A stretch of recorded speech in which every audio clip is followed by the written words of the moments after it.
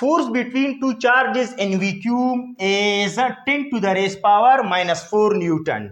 यानी कि दो चार्जेस है, उन दोनों चार्जेस को अगर आपने वैक्यूम में रखा है तो वैक्यूम में जो फोर्स की वैल्यू है वो 10 to the raise power -4 newton के बराबर है।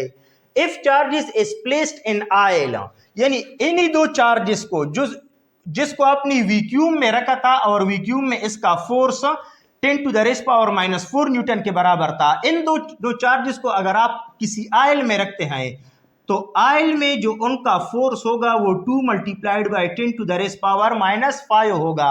The relative permittivity of the oil will be equal to dash. तो अब आप मालूम करें कि जो आयल है उसकी रिलेटिव परमिटिविटी किसके बराबर होगी।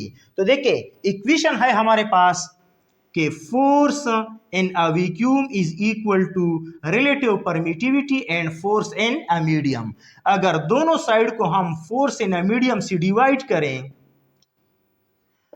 तो जो रिलेटिव परमिटिविटी होगी वो force in a vacuum divided by force in a medium. लेकिन यहाँ पर जो हमारे पास मीडियम है वो एक आयल है तो हम फोर्स इन अ आयल लिखते हैं। तो वैक्यूम में जो फोर्स है वो 10 टू द रेज़ पावर -4 के बराबर है और यहाँ पर force 2 multiplied by 10 to the raise power -5 के बराबर है। तो इससे जो रिजल्ट आएगा वो result 0.5 multiplied by 10 to the raise power 1, यानी जो रिलेटिव परमिटिविटी होगी वो 5 के बराबर होगी।